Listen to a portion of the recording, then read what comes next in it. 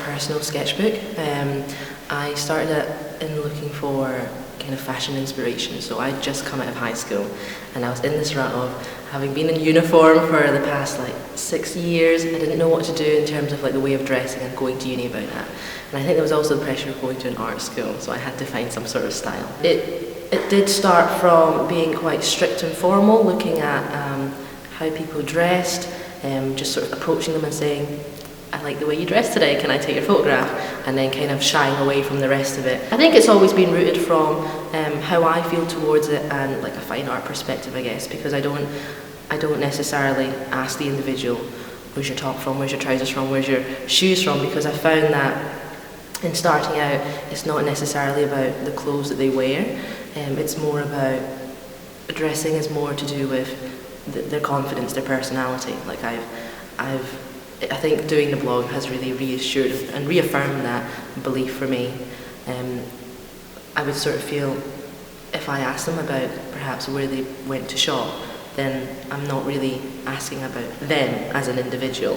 I think it then took on from being just a personal thing, because I began to show it to my friends, just saying like, oh, you know, I've started taking photographs of people in the street because, like for my own, I guess, research. And then from my friends who encouraged me to keep on doing it and actually make it public rather than private, maybe I'm onto something. So I think the emphasis then changed from looking at style to actually looking at the person.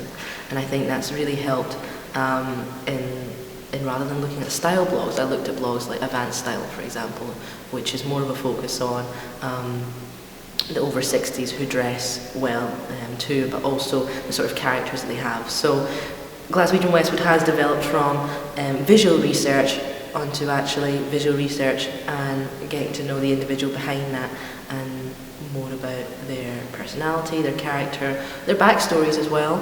And although I don't necessarily perhaps channel that into the blog, but I think you can kind of see they're quite special in the way they dress. Because Glasgow is an international like arts and music centre, a cultural centre really. It draws in loads of people from all over the world. So you're not necessarily faced with a Glaswegian style or a local style, but more so quite an international pocket of people from perhaps the arts or music or maybe even people who are in office work, but they, because of Glasgow's influence perhaps, or just being in a really international city that's fed into other way of dressing.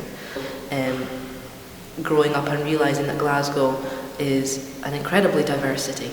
I've lived here, I've grown up here, and I think it came as a shock, I guess, to realise that actually there is a thing as style in Glasgow or Scotland, because I think growing up you do get kind of bombarded with all these stereotypical images of what Glaswegians are like, and I think I was doing it in a way of, not a cry for help, but certainly a cry for hope that maybe Glasgow is just as cool as places like London and New York, and actually I have found it is definitely as cool, if not cooler. From some of the impression I get from big cities like Milan, New York or London, I think there is a slight pressure to look a certain way because of course they've been, you know, fashion capitals for decades. So, but whereas Glasgow, I think, because there hasn't been any of that attention really, people just kind of wear what they want, and that makes it even more interesting because, as I said, it's more about the people then, not so much maybe the clothes that they wear. I try anyway to document not just people or young people or the sort of 20s, 30s or 40s, but I do try